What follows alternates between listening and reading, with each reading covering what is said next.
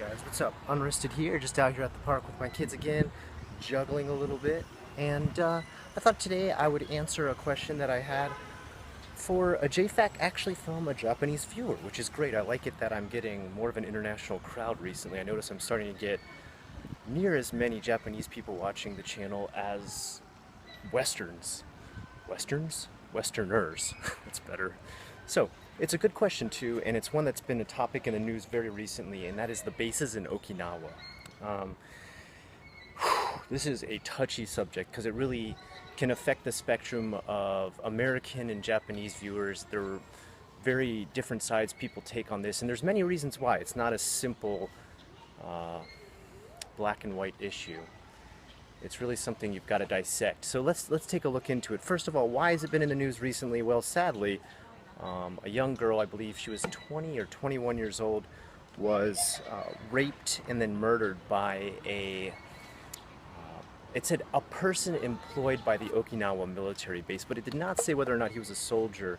I shouldn't say soldier, he could be really any part of the military. But if he was employed as part of the actual military or an outside employed civilian, sometimes it does happen. Sometimes, see, this is, it's already getting complicated. So sometimes people will actually get employed from America without having any connection to the military, without having done service, but sometimes they'll have done service in Japan, leave the military, stay in Japan, but then get hired back again. I have friends who do that too. I even have one friend, Reynolds Air. He actually lived in Japan, went back to America, got hired by the military, and then came back to Japan because they put him in Japan, in Okinawa, in the military. So there's even those cases too. So there's a lot of different cases as to why people are working for the military. The base in Okinawa, we say that, a lot of people say the base in Okinawa, but there is, I think, something like 23 different bases there. It's a lot. It's not just one base. They always say, we want to get rid of the base there because of things like what was just in the news, where this young girl was raped and killed by someone employed by the military. And I can understand this. There's actually been, and there's been studies to show this, studies launched by internal and external investigations, that a lot, almost like a huge percentage of the rapes that go on are done by people coming from the military base, either employed by the military or outside employed by the military, as far as Westerners are concerned, as far as Americans are concerned. And Okinawa has had a long time, I guess, love-hate relationship with the base, in the sense that there's certain aspects that benefit Okinawa. For example, the base offers a ton of jobs. All these different bases there offer a ton of jobs to people in Okinawa, and there's not a lot of great job opportunities in Okinawa. Mostly due to the fact that the education system in Okinawa is one of the worst in Japan. It's just a fact. It was something like lower than 1% of people who graduate from high school in Okinawa end up in Tokyo University, the best university in Japan. The biggest portions come from Tokyo and Osaka, which have like the highest education levels. So there's other aspects that help Okinawa. It employs people.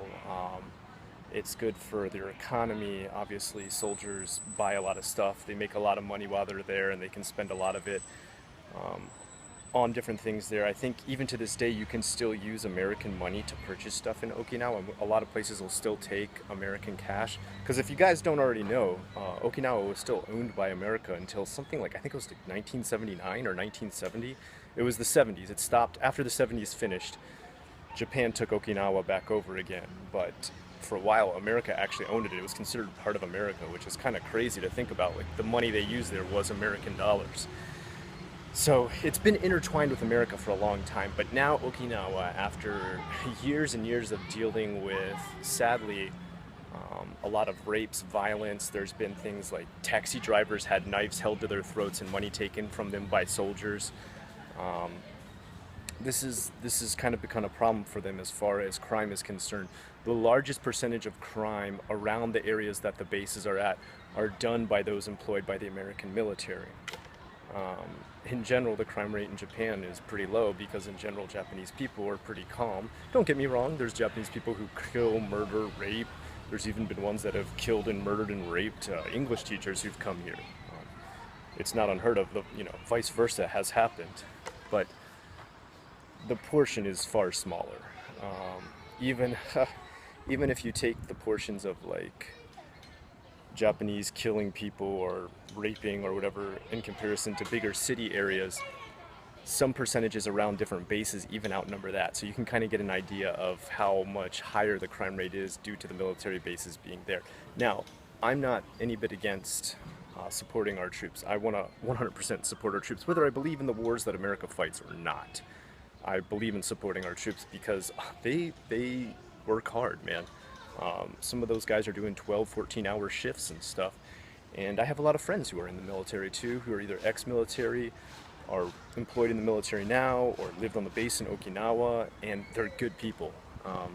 You know, I know. And even they themselves have come to me and said before in the past that they would distance themselves from some of the crowds that formed around the base. And they said, and this isn't any, I guess, insult to younger people employed by the military, but they said a lot of the youngest people employed by the military, ages 18 to 19, were a lot of the people that were doing these crimes. That whenever they'd find out somebody got in trouble for robbing a store or holding a knife to somebody's throat or not paying for a taxi or dining and ditching or rape and murder, it always turned out, they said, to either be an 18 or 19-year-old. Now, I believe, if I'm correct, and I could be wrong because I don't have all these ages memorized, but this crime that recently happened was done by a man who was 20 years old. It could be 20 or 21. I know his age was very close to the woman that he did this to. And sadly, I mean, this is kind of pushing them over the edge there in Okinawa. They want those bases removed. And I can understand why. And I don't have any kind of good solution made up in my mind. I've actually really thought about this quite a bit. I'm like, well, what if they only had some of the bases removed or the worst bases removed? But it doesn't work like that. That's not how the military works. They don't just, take out a few things here or there. It's got to be this huge structural change that I don't even know the inner workings that go into it. So, on top of it, some parts of Japan like the military base being there because it offers protection. You constantly have the psycho neighbor of North Korea threatening Japan with everything from bomb tests to launching missiles. Even if they are duds, it's scary. They are crazy. So it's like you've got a police officer living next to you that sometimes strays between going crazy and totally protecting you, while you have another neighbor on the other side of that police officer who's totally nuts, who's always crazy and might attack you at any moment. And what do you do with that police officer in between? Do you try to call his department and get him to remove from your apartment complex, or do you keep him there protecting you between as a border, as a kind of shield between you and that even crazier neighbor on the other side? It's such a difficult situation, right? So let me break it down for you. You've got jobs that they offer people who live in Okinawa. They've got multiple bases throughout Okinawa which offer a huge support to Okinawa's economy. They also offer protection to the people of Japan. Those are the positives. The negatives are they increase crime in the area. They increase rapes and murders and assaults and theft. It's just a known fact. If you don't believe anything I'm saying, just Google statistics for Okinawa crime statistics around the bases. You'll get your facts right away.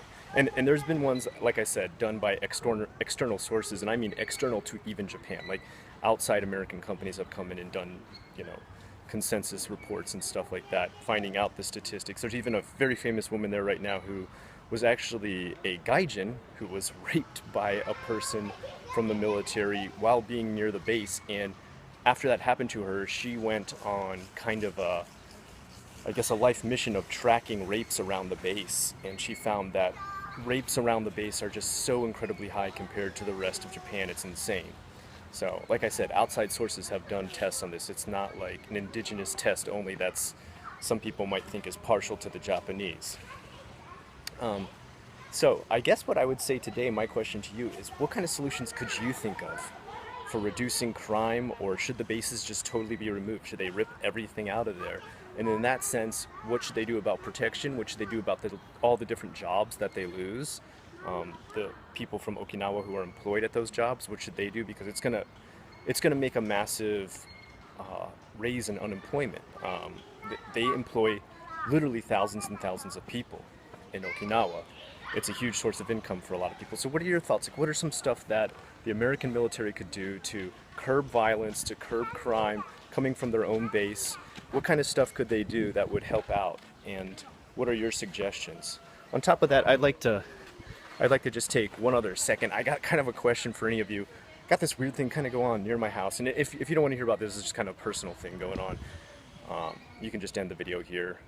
I'm unrested. This is JFAC. Bye. See ya. But I got this kind of weird thing going on at the house, where next to my house there is a house that was being built. These old people live there. They save their money for a long time. This usually happens a lot in Japan. They save their money for a long time. They have their old house torn down and a new house built. And I've seen this done a lot all around Japan because, you know, they're saving their whole life savings. They want to finally update their house and have a nice retirement home. They had it torn down. They had a new house start to be built. And halfway through, they just stopped building the house. And I thought maybe one of them got sick or something like that, but no, it's definitely not that situation, because I would see both of the old people come and visit the house each day to see how the progress was going. They were both fine. They both look healthy, I mean, as far as I know. And then suddenly halfway through building the house, they stopped. They left the house alone for 3 months. You just got like kind of the skeleton of the house, the beams and everything set up. And then now the last couple of days they've been tearing it back down, and they're not going to build it back up again. And it's been like insanely loud. Like, I'm sure I've never complained about it because I just understand, I'm like, it's construction workers, like, what can they do? You know, they got to use their tools. But I could see other old people and stuff complaining, the police showing up and everything. And it's kind of odd that they would be doing all this, tearing it back down, and now they're just going to rip it all out of there and get rid of it. And I don't know why. Did they run out of money? Because I know for my own personal refurbishing of a place, sorry, I got a plane flying overhead, killing the sound on this video. I know from refurbishing my own place, you have to get the loans and the money from the bank before you do any of that stuff, so you have the money. I suppose you could have a problem with you're starting to pay it back already after you got the loan to get things rebuilt, and you don't have that money to pay it back, but those payments come in very small increments where definitely you would have made sure you could at least make those minimum payments beforehand. So it's just very strange. If any of you have ever had this happen around your house in Japan, or you know something similar of how things work with construction and rebuilding of a house in America that is similar to this, can you let me know, like, what's up? Like, why would they suddenly tear down their house, which is, I understand they want to make a new one, they start to make a new one, they stop halfway, and then they tear that one down and they're not restarting again. I thought like maybe they got something wrong with building it, but it doesn't seem to be that either. Anyway, guys, just a little dip into my own personal life there at the end. I hope you didn't mind that. I'm unrested with the questions you requested. This is JFAC, Japan's frequently asked questions. Have a good one.